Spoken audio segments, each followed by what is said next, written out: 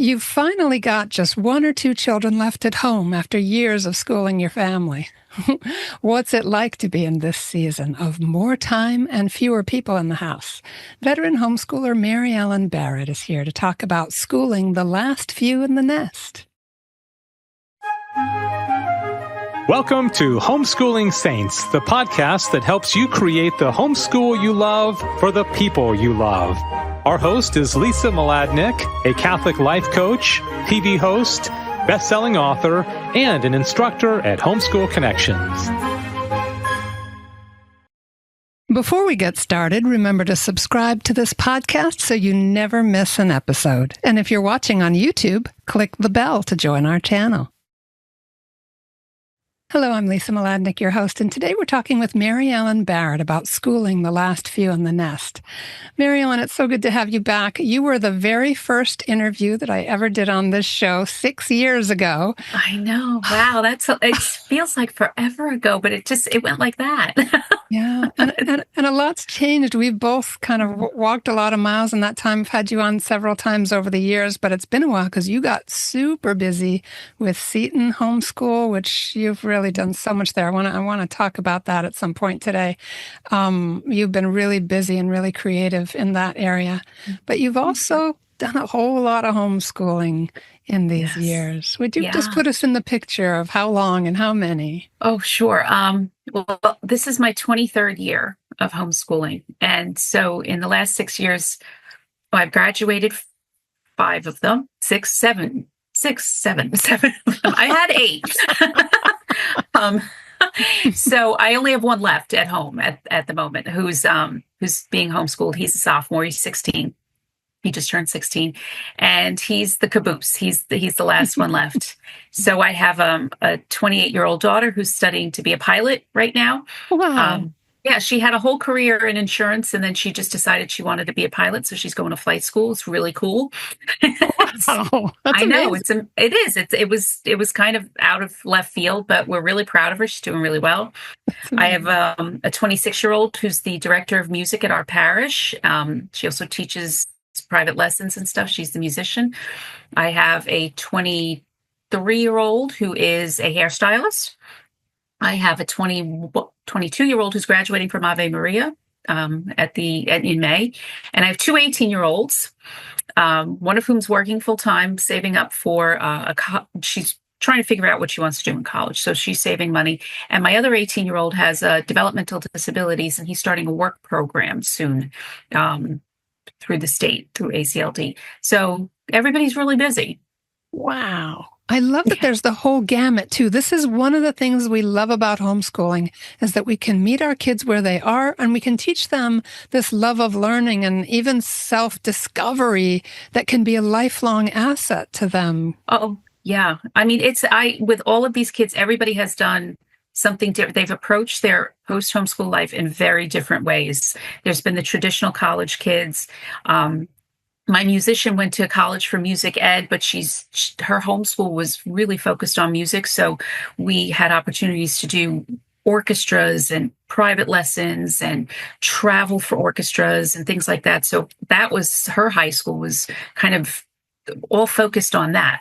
And then my developmentally disabled child, he took as long as he needed to learn what he needed. And he had a different kind of curriculum than the other children have. And now he's going into this work program, and it's very well suited for him, and it's going to be great.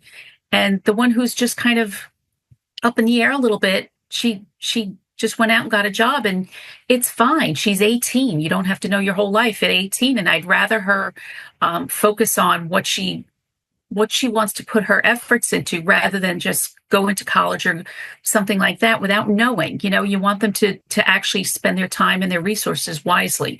So that's what she's focused on. I'm really proud of her for having the courage to do that. It's hard to see all your friends go off and do their thing, and to be brave enough to say, oh, I don't know what I want to do. I'm not quite sure yet. And so, take a step back and figure that out. 18 is not, it's hard to make a decision about your whole life at 18, I think.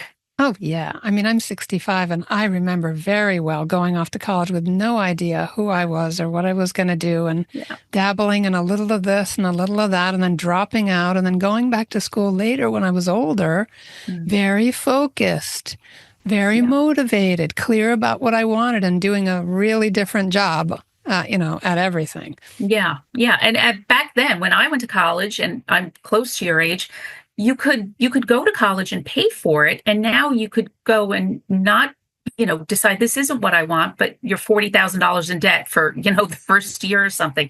So Yes. it's important that you give them the freedom to kind of figure that out and not put, your own thing on it, like to not say, oh, well, you have to go to college, you have to do it in this time frame, in this timeline. That's not what homeschooling is about. And that's one of the things I've learned, because I used to be that kind of focused. There's a rail, you got to run on it. And now I'm not like that and the older kids are all like, oh, you never would have let us. Oh, well, I grew in my parenting. So you don't parent the young ones the same way you parented the older ones, Yeah, that's a great point, because I was thinking as you were talking that we also give ourselves permission over time. We start to see the fruits around us in our own family and the families in our community, and we start to give ourselves permission to listen less and less to the external pressures that say, you will have failed at homeschooling if your children don't go to a 4-year college. Right. That's so true, because we start this when they're young and you think, they're going to go to Harvard. We're going to provide this amazing education for them. And, and then you find there are days where you wake up saying, I don't want to do any of this. So it's hard. It's really, homeschooling is very hard work. And then you get to that, like launching them.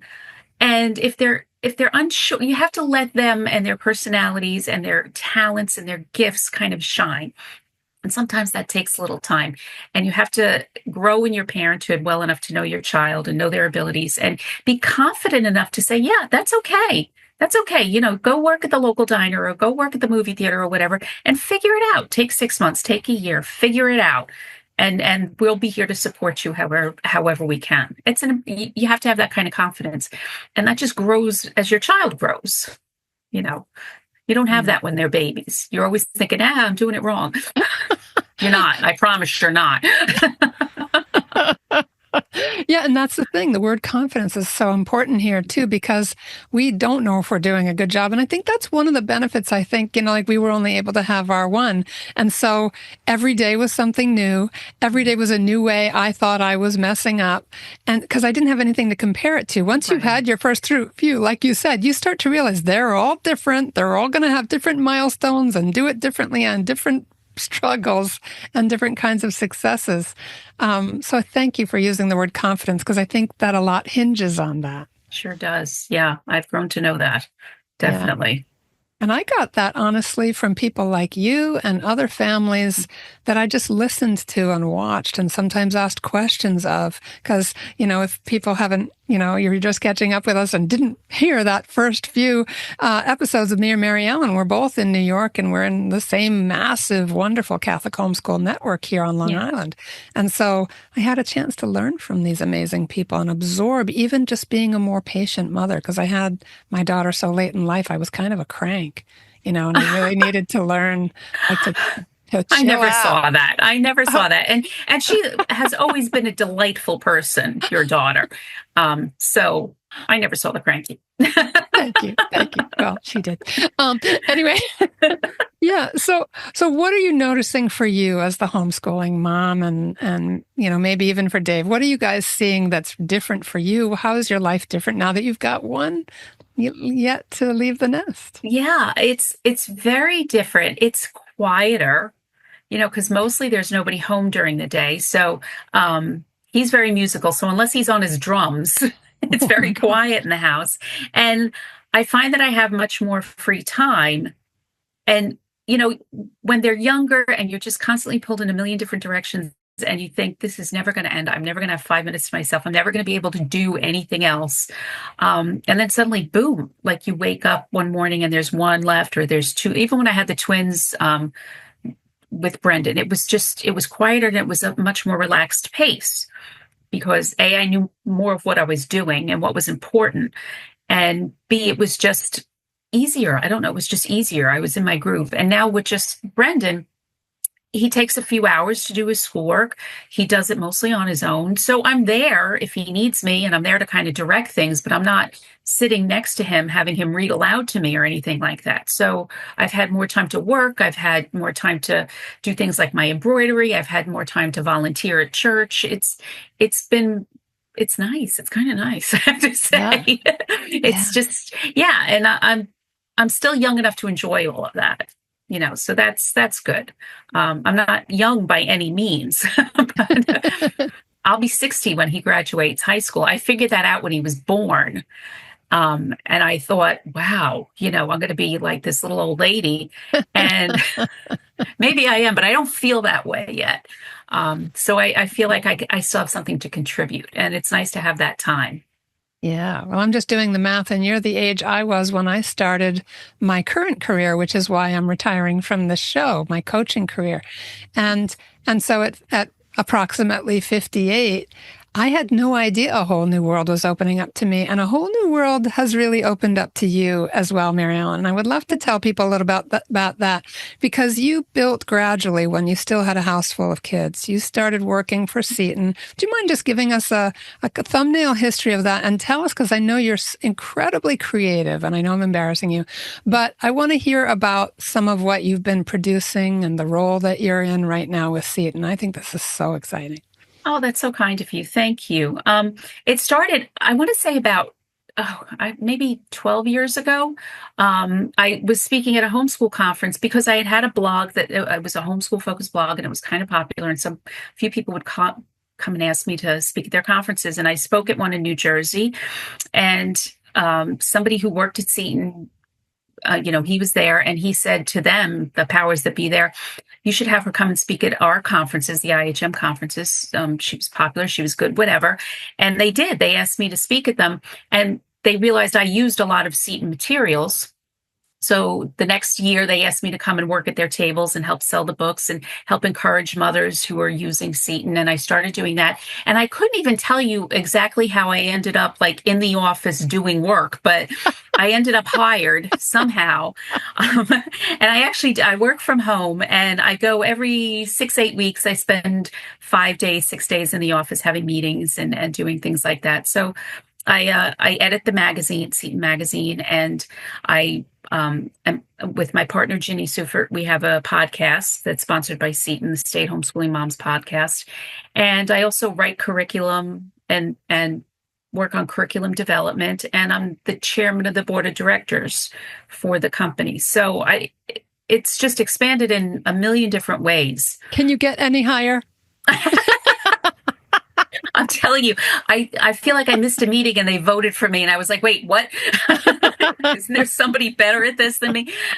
It's a not-for-profit company, so we have a board of directors, and we meet a couple of times a year, and just to make sure that everything's going the way it should. And it's a really nice thing to be part of something where people are so committed to promoting the Catholic faith and solid education, solid academics, and I love being part of it. And they're truly good, prayerful, wonderful people who are very concerned about the parents who are enrolled and the students. They want the best for everybody. They actually do. At 12 o'clock, this is cool, in the office, the bells ring and everybody goes into the chapel and prays the Angelus. And they pray for all the families, and they pray for Catholic homeschooling. And then at 3 o'clock, the bells ring again, and you can go and pray the Divine Mercy Chaplet in the office. So, I mean, that's so cool, right? To work for a company that does that. Every day, I'm so grateful. I'm really grateful to be part of this great work. So. Yeah. No, that's extraordinary. And God does anoint each season of our lives to a purpose. I mean, there was an emphasis when the children were younger. There was an emphasis as they were maturing and starting to leave the nest. And God was shifting you into greater and greater responsibilities there. And just think about it, too. I know you had a career before you raised your family, so you were already out in the world and very accomplished. But then, really, you know how to lead from inside a team. You and your husband are very team-oriented. I always feel like when I'm around you guys, there is such a sense of unity, even though everyone's different and there's all the things going on, right? But there's this sense, there's this Holy Spirit sense. And when I hear you talk about how it is to be a part of this very meaningful group of people who are co-laboring and mission-oriented and driven to really make a difference in the world, what a beautiful time for you to be able to lead in a new way. I like I said, I'm so grateful, and it stretches me. I've always been a writer, but to write things specifically for children or to encourage moms, and it stretches me, and I kind of love that. It challenges me in a different way that I've been challenged before. And I think as I get a little bit older, that's good for me. It's good for us to try new things and to constantly keep reevaluating our lives and saying, what is God calling me to be now? How can I use whatever gifts or talents or experience that I've gained? How can I use this to promote the faith, to promote God's kingdom on earth? And for me right now, this is it, helping moms with young children who want to teach their children the faith and want to give them solid academics. For me right now, this is where I think God wants me to be, and to try and use whatever experience and whatever talent I have to help those families. And I love it. I love getting to talk to them. I love hearing their problems and what they're struggling with and trying to guide them and hearing what is working for them. And I can't tell you how much I learn from these moms, especially these young moms. They're so much more put together than I was at their age with their young families. They're just, I learn from them all the time. And that's also a gift. Oh my gosh. It's so exciting to hear that. And I want to delve into some of the specifics of what your transition years have looked like too, Mary Ellen, but I also want to put in the show notes just quickly before we take our sponsor break. Would you enumerated for me some of the books that you've written that are part of the Seton catalog, and you've created courses to go with them, but they can also be purchased separately too. So we'll provide the links to that information, but just give us a quick overview of those 3 books. Sure. My favorite one was a kindergarten art and poetry course. So when you're enrolled in the kindergarten program, you get this little book, and it has a piece of art, classical art, and a poem that kind of relates to the picture. And then in the lesson plans, there's a rhyme scheme. There's a little maybe finger play. There's a craft that goes with the artwork. There's all kinds of background information on the artist and who wrote the poem. And there's a lot of like Mother Goose kind of stuff, and then just some classical poetry. I have this firm belief that you should read to small children. You should read poetry to small children. And so putting that together was just joy for me. It didn't feel like work at all. I loved every minute of that one. And then I wrote a 2nd grade geography book, which is called Passport to the World. So it explores I think it's 18 different countries, and they get a little passport with it, and they get stickers to stick in it when they've studied a country. And it's all very faith-based too. So there's a saint for each country, and then I give a little information. Maybe there's a shrine there or something like that. And there's recipes in the lesson plan from each country and all that kind of stuff. And then there's actual geography, this stuff that they need to know. Yeah. There's some coloring pages in it. And that was also a lot of fun. I love doing stuff for the little kids. And then I just finished a 3rd grade art book, which has picture study for each, art and artist. And then there's an art project that goes with each one that's kind of related to it. So if it was the rose windows, I was having them study in the cathedrals, then I had them make a rose window on a piece of glass or something like that. So there were actually, you can see behind me, those are some of the projects that were, I found them on the wall as I completed them and photographed them. So there's a whole bunch of stuff there. Oh, beautiful. So yeah, I loved doing it. And I never ever would have thought that I would have been doing this kind of thing. And it's just great. And I'm trying to write the kinds of things that I would have wanted to have when I was a young mom with small children, things that would engage them, things that would, get them excited about the subject. I love how the Lord just brings back to mind and heart, right? It's almost like cell memory. Now you get to serve in a different way, and now it gets multiplied out to other families. So what an exciting transition. Thanks. Yeah, I'm loving it. All right, everybody, we will be right back to hear more about some kind of points and tips and things to look out for in this new season. With Mary Ellen Barrett, we're talking about schooling the last few in the nest. We'll be right back. Hi, I'm Walter Crawford. And I'm Maureen Whitman. We are the co-founders of homeschoolconnections.com and proud sponsors of the Homeschooling Saints podcast, which is here to help you homeschool more joyfully, more easily, and more effectively. We want to thank you for listening. And we invite you to check out our courses at homeschoolconnections.com. And now, back to our program.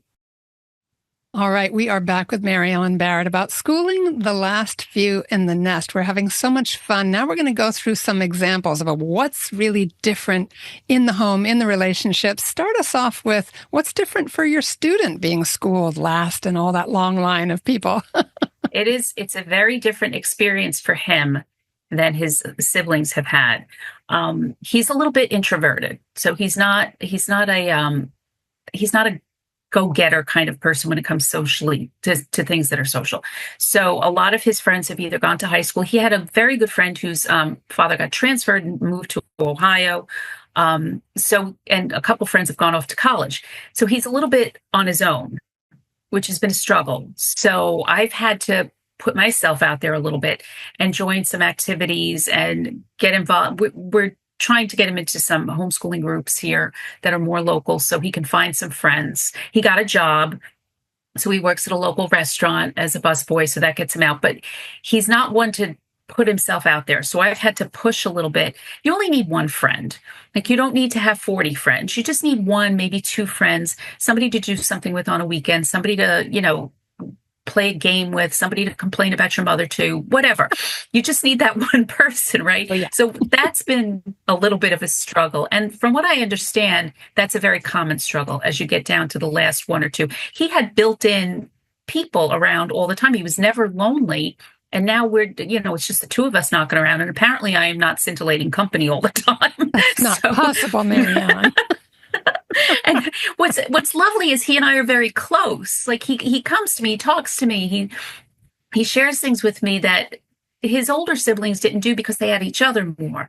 And so I love that we have this close relationship, but he does need to have friends his own age. So we've been working on that, and he's open to it. So I think that's something people should keep in mind as you go forward. Try to keep that in mind, that you're going to have social outlets for your children. If they aren't built into the day, or if they're not on some kind of team or something. Like, he does karate. So that's a very, very singular thing. It's not like he's on a team. He does do Boy Scouts, but those kids are, in school. So it's a little bit more of an effort to keep them social. Yeah. And in some ways that challenge, I think, stretches them in a particular way that can actually be helpful to them too. I remember homeschooling an only child. We were home a lot less than I think. Yeah, you had the same thing. Yeah, we were home less than most families because we were often connecting with other people to do the work or to do the fun stuff. I probably should have been home with her more. But, hey, we both needed to get out of the house. Yeah. And you do. Yeah, you had a similar experience where you had to make the effort to get her out of the house because otherwise you all just sitting home. And boys are different. Like, the girls, if you say, hey, we're going to go here and meet these people, they're like, okay. And I say that to him and he's looking at me like I have 11 heads. Or, he has this friend who he serves on the altar with. He's an MC at church. And I said, oh, why don't you call this guy and like go see a movie? And he looks at me like, oh, what? It was the craziest idea. But whereas my girls would have been like, yeah, all right, let's do that. And boys are just different. They're different animals when it comes to that. And so I've had to figure that out too. You would think after 4 boys, I'd figure something out, but every one of them is different and they're all new. It's all new. Every year is new. So we're figuring each other out, he and I. Yeah, so good. So what does it allow, having one child home, essentially, at least during the day? What kinds of things are you able to do that you couldn't do before when there were multiple children at home? Yeah, it's easier and cheaper to take him places. So we do, he loves to fish. So we've made that part of like our spring thing. Like I'll drop him off and he'll go fishing there's a fishing boat where he knows the captain, he's worked on the boat. So he'll do fishing and stuff like that. And we do go see museums and movies and things like that. We have a little bit more freedom. to do those things, because the work gets done quicker, because you're not being pulled in a million different directions. So we have that kind of freedom. We're going in June. We're going to go to a camp up in Maine that we used to go when he was little with his siblings. And now he wants to go up there and do some whitewater rafting and things like that. So there's more freedom, and the other kids are all like, I got to work. I can't go. Well, I wasn't inviting you anyway. So this is really for him. It's just, yeah. And the thing is, he has a very different experience than they did. They've each had a different mother in a way, because you have to parent the kid you have at the moment you have them, right? And sometimes that's different. So they think he's being spoiled. Well, is he, Mary Ellen? Well, a little. A little. He's also very funny, so that helps. He's charming his way out of things. Is that what you're telling us? Yeah, he is. He's a charmer. He's got the smile. He knows it. The discipline is also very different, because you also figure out that not everything is a catastrophe. Kids make mistakes. They do stupid things. We are fallen people, and they're chaotic in their thinking, and as teenagers, especially young teenagers. And you learn as a mom or as a dad that not everything is going to send them straight to hell. There are ways to discipline that are more effective than just yelling and screaming and stuff like that. And again, you grow in your parenthood. So whereas I would ground somebody at the drop of a hat when they were older, for the older ones, this time around, it's more like, all right, well, why'd you do that? What do what's going on here? How do we make this right? Oh, and here's some extra chores. Here's some hard work you have to do. One of the resources that I found very valuable as I've gotten older is Dr. Ray Guarendi's book. Oh, yes. The discipline book. I think it's Parenting with Discipline. I forget the name of it. He has some very good suggestions about how to discipline people effectively, rather than just being, I was raised by two screamers. They would just yell. And I always swore I would never do that. But of course, sometimes you're overwhelmed and you do yell. But I've gotten, I just don't do that anymore, because there are better ways. But the older kids view that as him being spoiled. I don't hear any screaming, Mom. What's wrong? Right. What's wrong with you? Why aren't you yelling like a crazy person? Who are you? Yeah. So note to all young moms listening, you're going to have those days, but it gets better. So what about your marriage? What's different for you, the two of you, after all these years and all this really good, meaningful hard work? Where are you? We are very fortunate. We've been married 32 years. We still love each other very much. Which is very apparent. I've always thought so. Thank you. And now again, you have more time. So, and we have some adults living in the house. So in October, we went to Ireland for 10 days. Oh. And you can do that. Like you can, find a cheap flight and go away. My husband's an accountant. He's a CPA. So right now he's in tax season, and there are different tax seasons during the year. And so October 15th, one ended, and October 16th, I had him on a plane.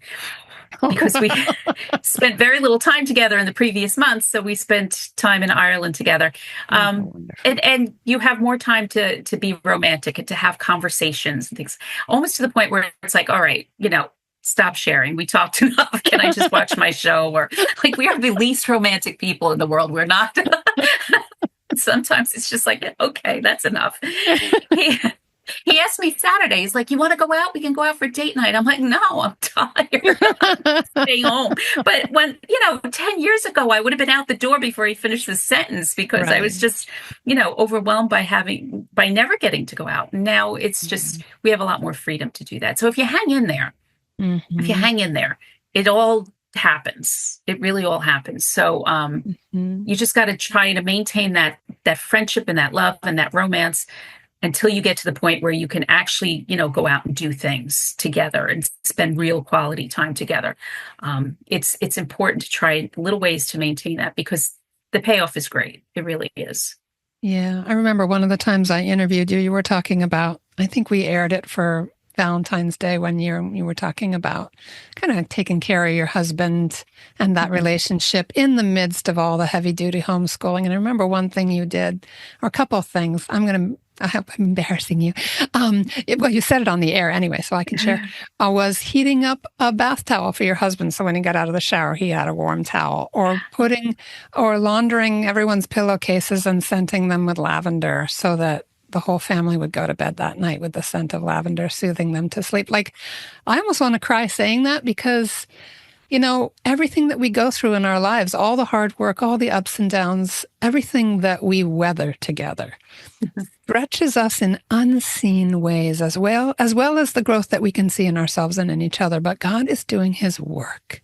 Yes. And so every moment of grace that we offer each other, every time we fall flat on our faces and receive a little mercy from someone else, these things all matter. And so that persevering love, it's messy, but it can be incredibly sweet. And what you said, hang in there, I feel like should be hung on the door of every married couple's home. Hang in there. Yeah, just hang in there. It does happen. I remember a couple of my friends have older children, and I remember being so like, oh, they get to go out, they get to do things, they get to watch a TV show. And I just, I thought I'd never get there. And then by stages, you really do get there. And to your point with the warm bath towel and all these little things that you can do during the course of your day, having his favorite coffee like ready for him when he goes out the door, in his to-go mug or whatever it is, he will remember that forever. He's not going to remember your sticky kitchen floor. Nobody cares about that, or dust bunnies under the couch or anything like that. Nobody's going to look back and say, oh gosh, we had a sticky kitchen floor for 3 days.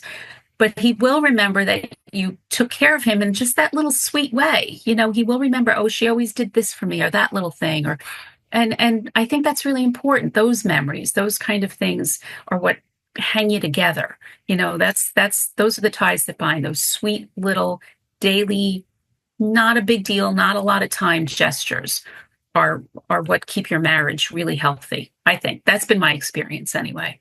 Yeah. No, amen to that. It is in the little moments. It really is in the little moments. They do add up. They matter. Just like every little prayer that we pray for each other really matters.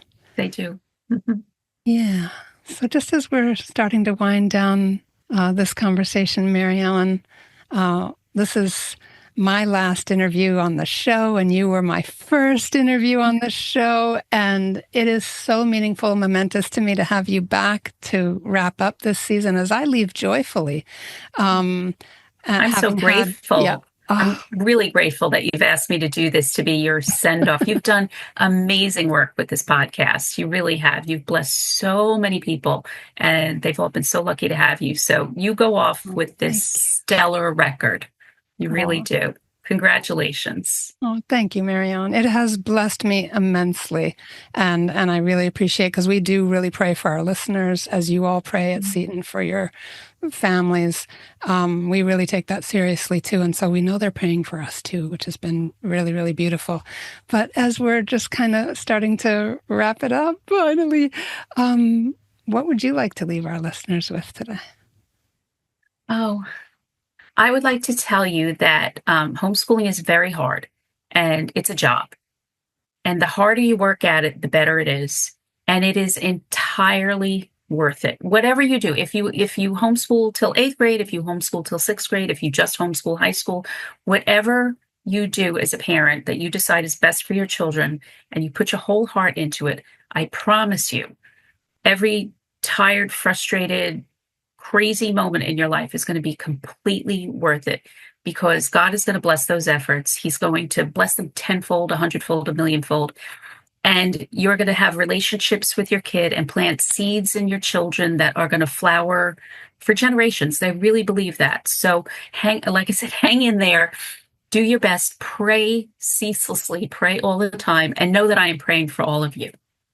Mm-hmm. Yeah, and everybody remember, you can find Mary Ellen at her podcast as well. Say the name of it again for us, Mary Ellen. It's the Stay-at-Homeschooling Mom Podcast. So we have a Facebook page, and you can go to the Seton website, setonhome.org/podcast, and find all the episodes there. Yeah, and do check out Mary Ellen Barrett and Ginny Seifert's great show. And okay, so this is the last time I'll interview anybody on this show. Next time you'll hear Caitlin Zara, our new host, interviewing me. But what a joy it's been to be with you, Mary Ellen, and thanks everybody for listening. We are praying for you. Please pray for us too. God bless you and have a beautiful day in the Lord. Bye now. And that's our show for today. Our program is sponsored by homeschoolconnections.com. Be sure to subscribe to Homeschooling Saints and leave us an honest review. God bless you, and thank you for joining us.